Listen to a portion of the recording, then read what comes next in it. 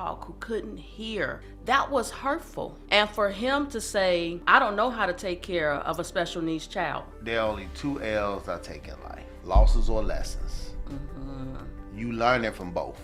You learn from a loss, and then a lesson is automatic. And that's what I'm teaching these kids, so that they understand. You lose friends, you learn something.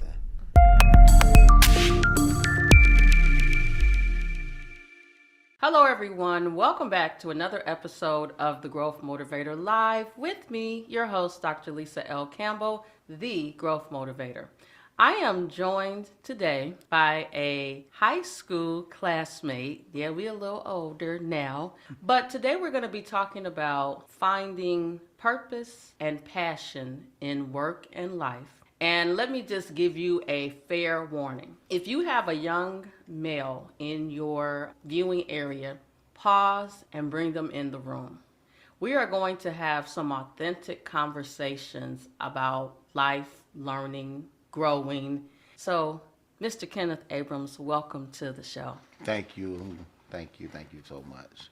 So, we went to Finger High School back in the, 80s and 90s. We came out early 90, and life was, it was a little different back then. I met and married my high school sweetheart way after high school.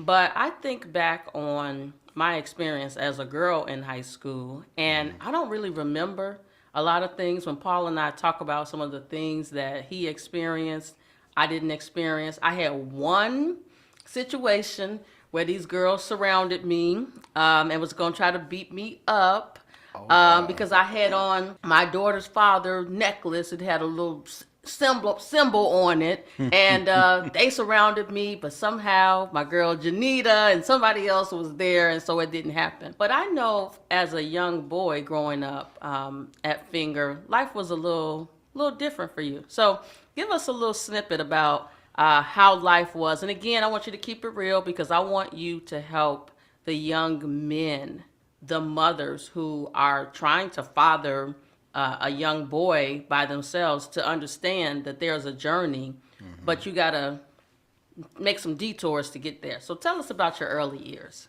Growing up in Roseland, the Wild Hundreds, as we all know Wow. And I would say going to Finger was adventurous. Wait a minute, was that before we had Cole's campus or after? Because remember, at some point, we didn't. You used to be able to leave out and go to lunch, because I went to the Red Hot to get the French fries. Oh, we had open campus. I graduated in '89, so. Oh, it was before us. Okay, so you was open the whole time. And so there were obstacles you had to navigate through. Certain people you had to know. I was a shy, nerdy kid. No. Yeah. I know it's hard to believe, but yeah, I was into the chorus, music. Music? You can sing? I used to could sing. Evelyn and Enoch McCoy. I used to hear them sing. Enoch played the piano, so I would watch him at times too, and Evelyn, Jackie, and all the boy sisters. Well, everybody know they can blow, and I was amazed by that. So I would start singing in the lunchroom and doing my poetry, and it was met with some resistance from other guys, because they felt I was getting a little popular with the ladies that way, and I would get bullied. Really? You know, Paul talks a lot about some of the challenges that he had. Number one, both of our families went to Finger. My family went to Finger when it was all white, when they started freshman year on the first floor of Curtis, before they actually came over. But he talks a lot about the things that he experienced in high school. You know, you had Mr. Witt, you had Smiley, you had all those people who were kind of, what's the word that your father's supposed to do? Just be a father. Discipline, figure. right? Be a father Especially figure. that discipline. Mr. Yes, Witt Mr. Witt, was sir. Good, was good for that. He was good for that. But I didn't experience that. And I think part of it was because I was the oldest child. My mother made me stay in the house. And honestly, when I got 16, I started working. I didn't look back. I wasn't trying to be at school. I was trying to work. So how was it for you as a young boy? So tell us about the bullying. The bullying, gang members, just people. I was a little guy too. I didn't have a growth spurt until my junior years. I was talking with Paul, and it was heart wrenching. Like some of those things I couldn't explain to my father. I just never said anything. And when I finally told him, it was the end of my sophomore year, and he toughened me up.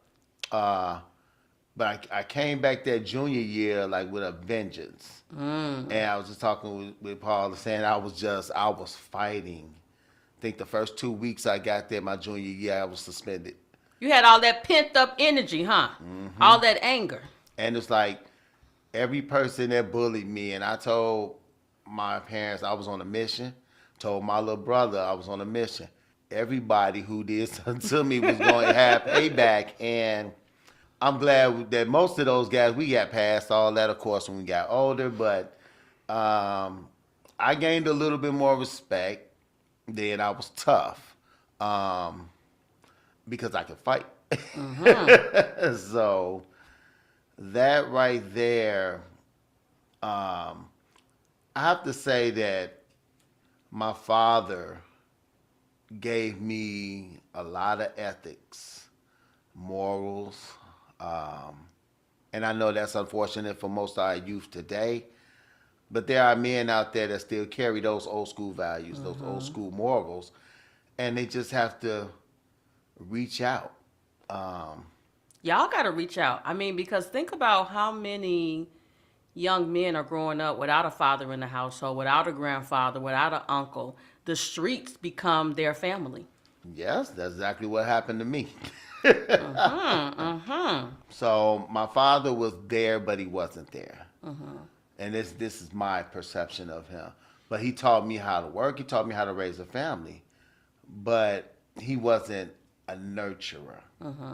And my mother did her best to nurture us, as all mothers do. And I did turn to the streets, who, again, gave me lessons that I learned to navigate through life in another way. And it was, that was hard.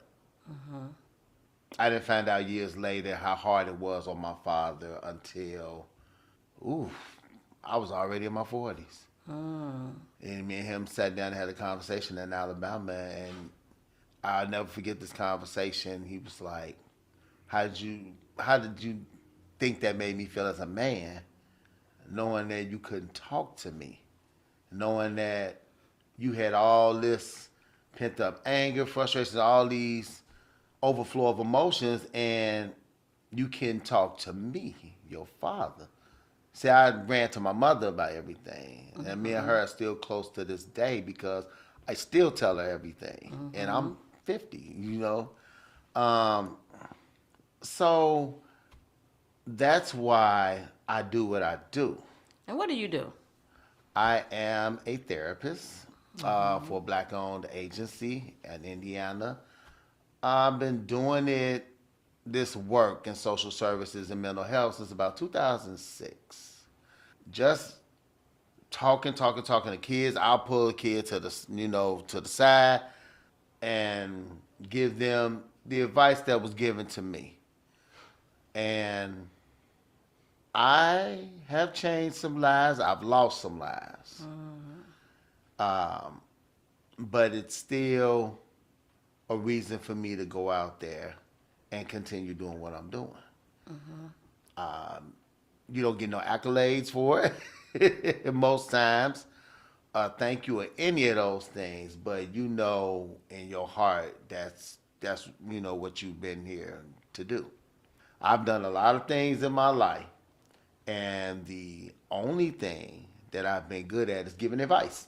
So that's the route that the Most High wanted me to go in. So that's why I'm here.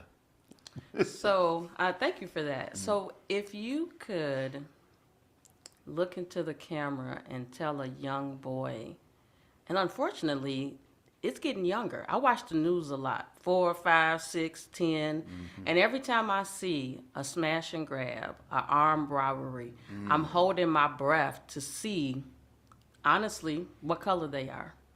And a lot of times, and let me say something that I know to be true.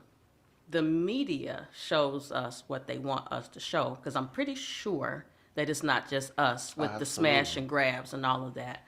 But if you could give a piece of advice to a young boy, because their mother probably going to be the one that's going to show it to them, but what would you say to them to help them get back on track, and why is that so important for their future? Because I think many of them don't think that life is worth living. They can't, because why would you steal a car, then drive the car into a building and take all this stuff out? I'm no lawyer, but there's got to be one count after the other. So what would you say to that young boy if you had the opportunity to help him turn the corner to go down a different path? I would say have a spiritual background. And I would also say, as you said, seek out, or we seek them, but pull our coattails. If you see somebody that can be a mentor, then you ask them questions. I have plenty of kids that will ask me a question that will open up a whole dialogue, and in ways we can help these young people. And oh my goodness, I know your heart has to hurt. I'm actually just tearing up thinking about, I'm a boy mother, a mother of a boy, not biologically, but by marriage, but he's still my son. I think about watching the news and him being out with his car driving, and is he going to get pulled over? Because he's a soft, gentle soul. And honestly, when he went to the Air Force, I was like, okay, he a little safer, because you're not safe anywhere, but I felt like he was a little safer. But now we got grandsons. What is this world going to consist of for them? What can we do to help their parents, help them navigate life? Because no mother, father wants to get the phone call that says that their child is no longer here. So every time I think about it, it just makes me a little teary-eyed, because that's the world we're living in, and I don't see a shift in sight. I feel like until it hits the right household, nothing is going to change. And it's not one of our households, unfortunately. that with these kids of today, the way that they express to me how they don't see tomorrow is very heartbreaking. You can see it in their eyes that they don't have no hope. It's not in their households. They're being labeled stupid, dumb, all of these names that they're being called, and they're really taking hold of that internally and believing those things that are said about them. So with the parents, and I've learned this in my experiences, parenting doesn't come with a manuscript. Woo! Say it again for the people in the cheap seats. So parenting No does user's not manual. come. They doesn't. And you learn as you go. But you can't ask for help. You know, I do parenting assessments and parenting classes, and a parent told me, well, how do you know how to raise a child when you have none? So I have a lot. I have a lot of kids I've raised. And You don't got to give birth to them. Absolutely. And I learned as I went, and they can too. So when I say, hey, you know, parent, you can get help, they say that we're calling them bad parents. I said, no, your parenting style may not be effective to this particular child. I have several siblings, and each one of us have a different perspective of growing up and we were handled a different way. I was emotional, so my mother handled me in a different way. But I was also hard-headed, so my father handled me a different way. And it's common in these households that a parent wants to have a one fits all. You cannot do that. Also, when there's single mothers in the home, they want to overcompensate at times. You cannot be the man. You cannot. I was just having a conversation with a colleague the other day, and I said, well, single women, you can raise your boy into a man, but you can't show him how to be a man. Because you're not one. Absolutely. And you know what? I have to be honest. I had some resentment about being a single mother earlier in my motherhood journey, where I would tell myself, Happy Father's Day, because I was the mother and the father. And I know that is a thorn in most men's side because I wasn't the mother. But I felt that way because I was struggling. I was you talk about kids don't come with a user's manual. I was a parent of a special needs daughter who couldn't talk, who couldn't hear. That was hurtful. And for him to say, I don't know how to take care of a special needs child. Newsflash, neither did I. And it wasn't really until Paul and I reconnected that I felt like that I know that Jasmine has a father because he treats her just like one of his own. We keep her hair cut short, so he cuts her hair, right? He does all the things that a father who donated the sperm does without actually being her biological father. And I believe that she believes that he's her father. That's a blessing. It is. It is a blessing. And there are plenty men out there that is like that. That will come into a child's life as if they're their own and raise them accordingly. And that's what we need with more of these young men and ladies. Because they need help too. Because I've had situations where women would be like, you don't know what girls go through. No, I don't know everything that a girl goes through when transitioning to a woman, but I have insight. You know some of the things. Because listen, right now, right as we speak, Paul is going through menopause with me. Because sometimes I want the air on, sometimes I want the heat on, sometimes I want them both on at the same time. So you don't necessarily have to go through the thing personally to have some insight, some empathy for the situation. So and you've dated women, right? So you know some things we go through. How we look, how we smell, when we smell good, when we don't smell good, right? The real stuff that people don't want to talk about, but it's the truth. And I've grown up to be a very honest person. If you do not want to hear the truth, please don't ask me. Because I was raised by my mom to be honest. So you can't come to me and say, does this dress make me look fat? Because I'm going to tell you. Well, now listen, I'm going to need you to help your brother out on that because he just won't answer until I just poke the bear for him to answer. But I think as we mature, we've been reconnected since 2008. So since we mature in our relationship, I think he gets more comfortable saying, nah, babe, that don't fit. Nah, babe, you look like you got a little thing down at the bottom. Babe, nah, that don't look right. And that can be looked at as a good thing.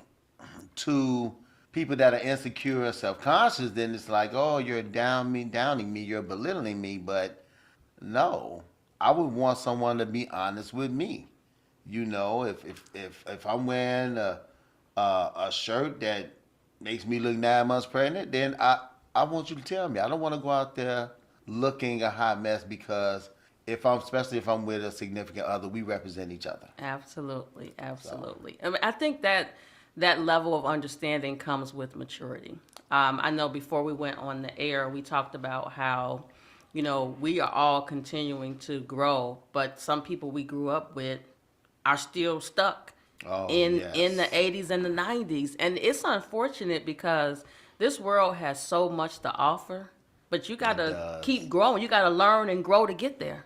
It does. And I was just heartbreaking when me and Paul was talking about it, and it was such a shame that we were both saying that, and it was like, but they chose not to grow and elevate, Or maybe they and allowed their circumstances to control them. that's a possibility as well. I, for one, could not let my circumstances control me because I knew I had something to offer, and I went after the means in order to do that. And but some people, they got, it's about getting comfortable. You have to be comfortable with being uncomfortable. Absolutely. And to a lot of people, those are the things that hurt. But those are the things that are worthwhile. And everything that you work for is worthwhile.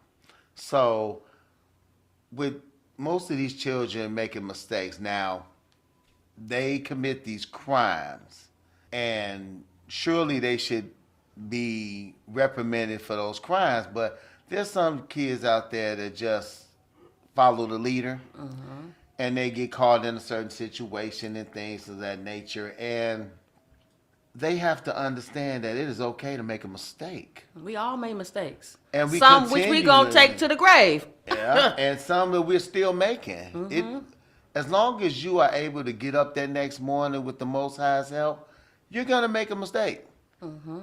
Now, a couple of mistakes, that's just what they are. If it gets more than that, it becomes a pattern, a habit. Easy to get into, but harder to break. And that's what these kids need to understand. Absolutely. And to listen to their inner voice. Listen to their inner voice. And that, of course, to me is the conversation with your subconscious. And like, hey, I know that's wrong. And at that point, you have what they say, the 5-second rule applies. Hey, you got 5 seconds to think about what you're gonna do and the consequences behind that. All in that 5 seconds, but when you're thinking, that 5 seconds slows down enough for you to understand, hey, if I rob this person and get caught, I'm going to jail. Or I may lose my life. Because people are fighting back. It's the reality, and I hate when I see on TV that sometimes a parent will say, "But my boy was a good boy," Oh, Lord. and I'm just like, if you are conscious enough to make a decision that you are going to A, steal a car, and you are going to B, take that car and drive it into the business, and then C, take the items out of the business. Wait, then there's a D, because then they're going to try to sell it. Not try to sell it, they're going to be successful at selling it. So if you're old enough, conscious enough to make those decisions, something has to happen to help you navigate what happens next. And I think a lot of the kids are like, well, I'm a juvenile, so I'm not going to really be getting in trouble.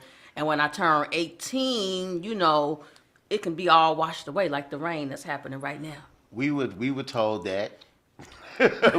we were told that.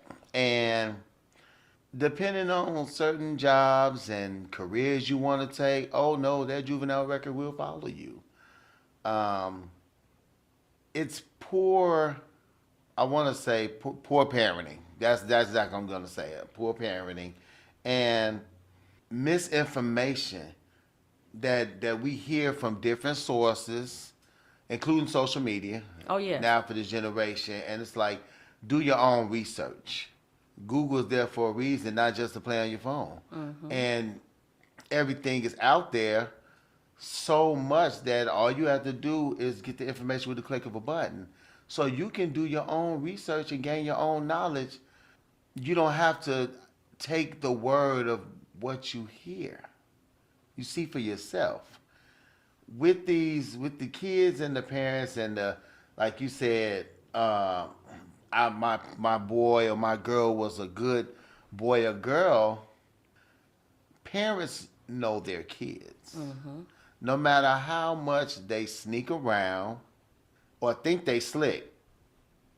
My mother was like, we did that before. We did that before. You think you invented that? Right. And it's like an old saying they used to say, we're going to give you enough rope to hang yourself. Which is prevalent now in this social media time, because I swear to God, these young men and women are telling on themselves so much. They live streaming the event. And it's overwhelming because it's like audio and video. The microphone is hot. The camera is hot, and it's getting it all. Nails in the coffin. And the best thing is to, if you know it's wrong, don't do it.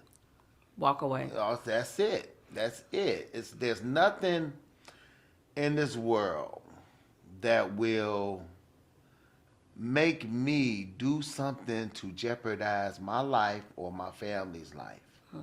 There's nothing. And I had a conversation where these young men, I did a mentoring group, and these young men actually said, I will never snitch, tell on my friends. No, we love the gang and this and this and that. But when you get locked up, or worse, where are they? Yeah, they'll remember you for a few. Put And some then- money on your books. And sometimes not even that. Once you get locked behind them doors, I know some people didn't get money on any books. And you find out who your family really is when stuff like that happens.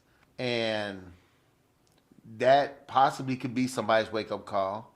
Sometimes I think jail is necessary for you to be forced to have that wake-up call.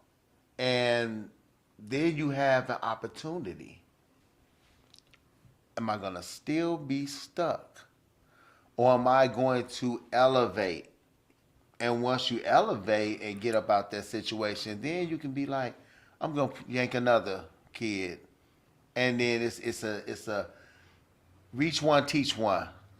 And that's the concept that I have. Again, like I said, I'll lose some that doesn't want to grow, and that's fine. So in that time that you do want to elevate, I just pray that somebody is there to help you get back up. Not catch you when you fall, because you need to fall. Absolutely. You need to fall, but you can have somebody to help you get back up. Now, I used to say, oh, I want somebody to catch me when I'm falling. No, you need to fall. You need to fall hard, and then you need to get up. And if you can get up on your own, that's fine.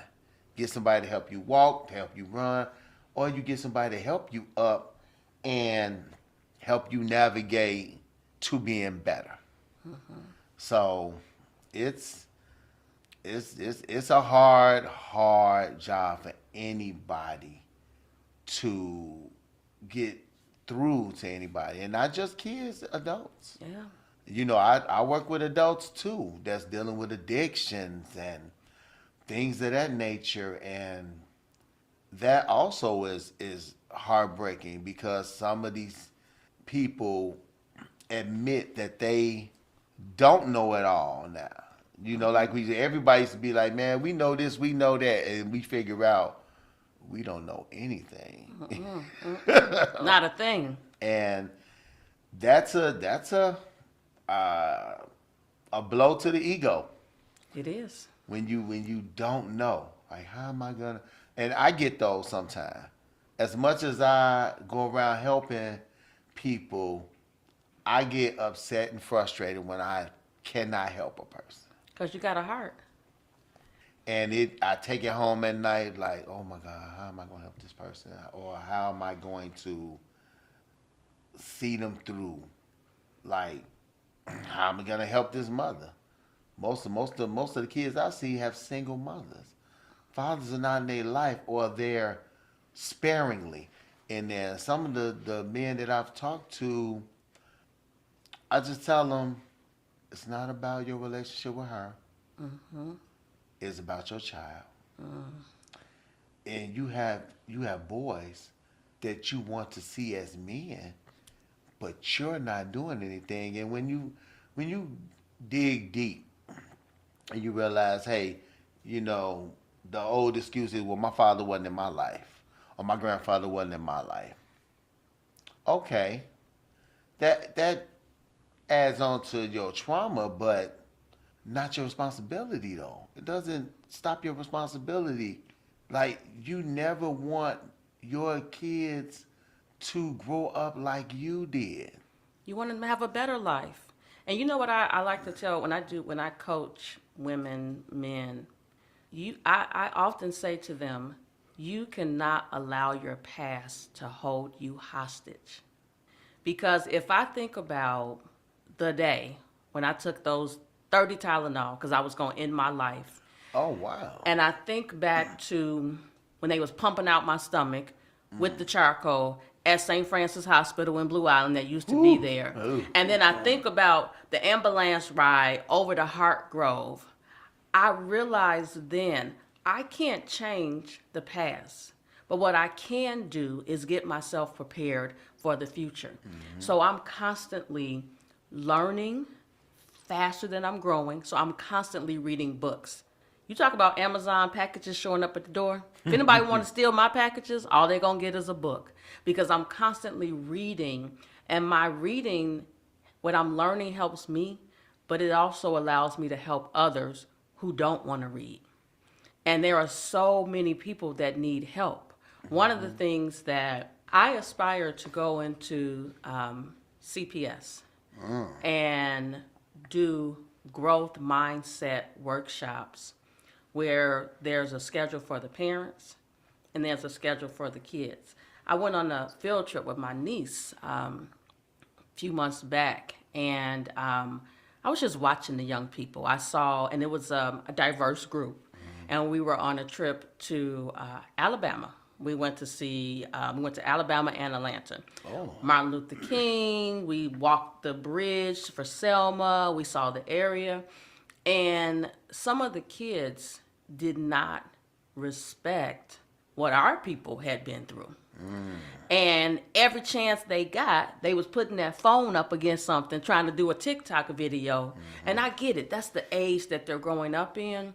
But it hit me then that the parents need support, the kids need support, and it can't be a one-time thing. It has to be ongoing, where you're meeting them where they're at, so you can help them get to where they're destined to be. Because many of them don't believe that they deserve more. That part. And they do. That part.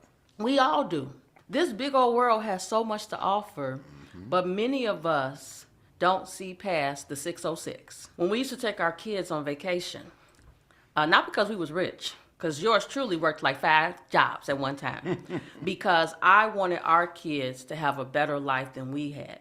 And so when we would take trips and they would have pictures, kids would be like, oh, y'all photoshopped that into the background, into your picture, because they couldn't believe that our kids, A, got on a plane, B, had passports, and C, saw things outside of our immediate viewing lens. And so it's going, you know that old saying, it takes a village? Absolutely. That concept has to come back, because if we don't catch the kids early in life, they're going to go down a path that is going to be harder to get them to come back from. My parents didn't go to college, but my aunts and uncles went to college.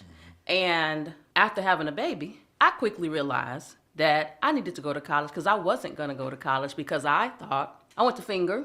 And so, I wasn't one of the ones who they were highlighting as one of the smart people.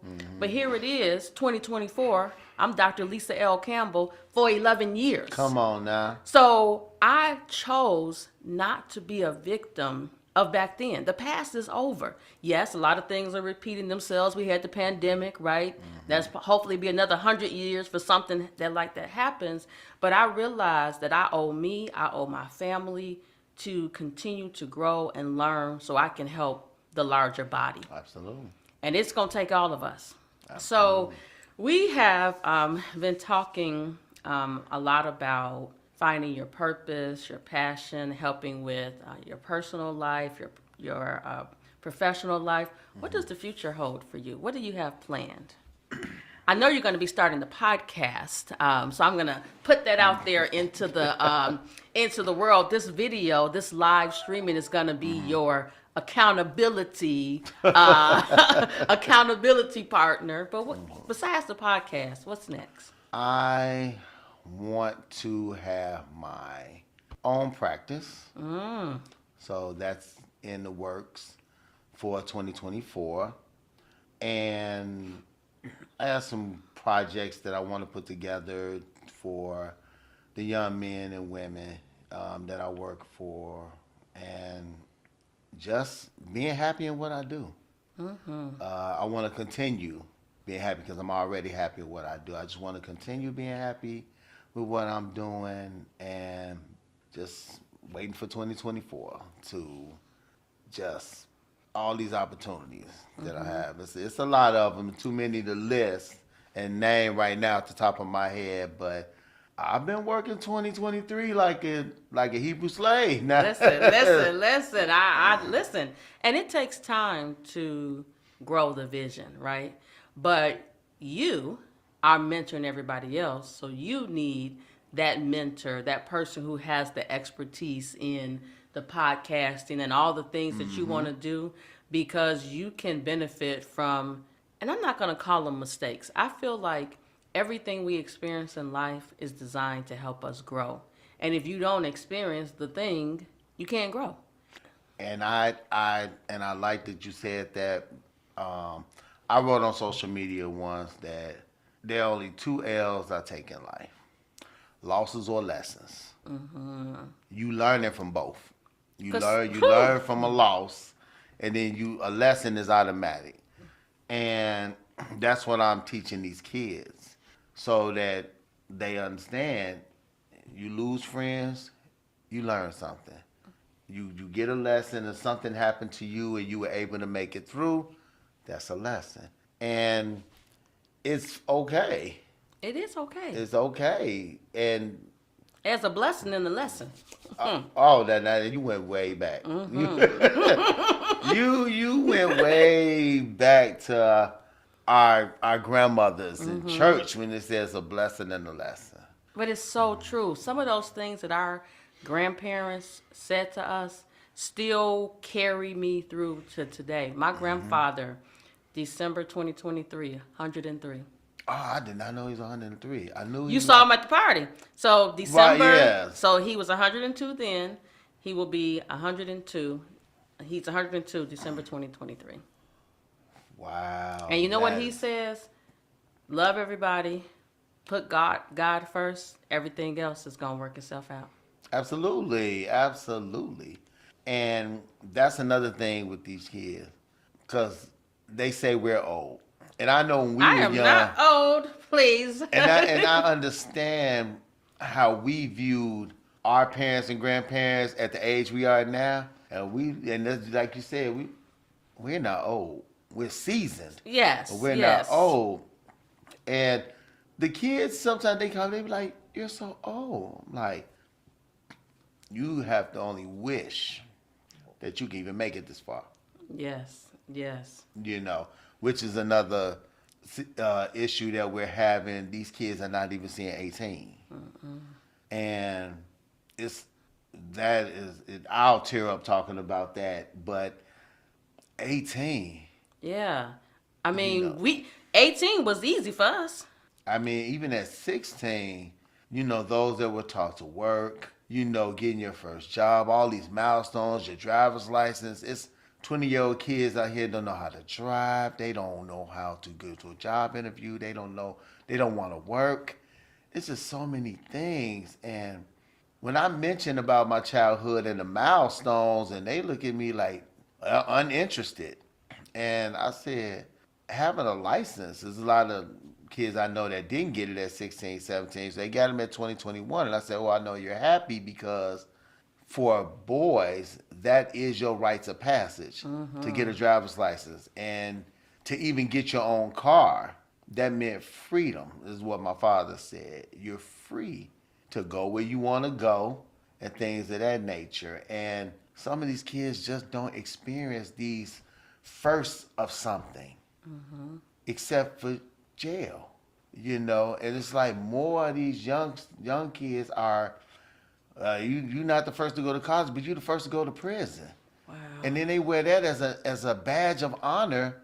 And like, as a parent, how could you be okay with that?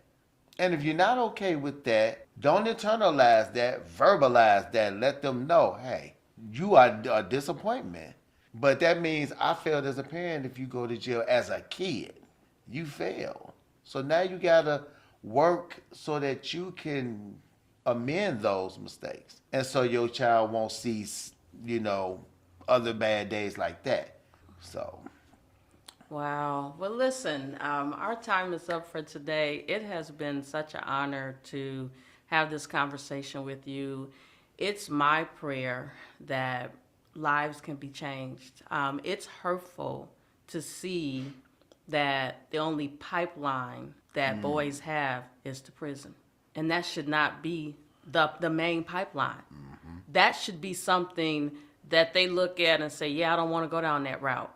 My husband uses this term, 3 hots and a cot. Oh, yeah. And I'm like, first of all, let me just tell you this.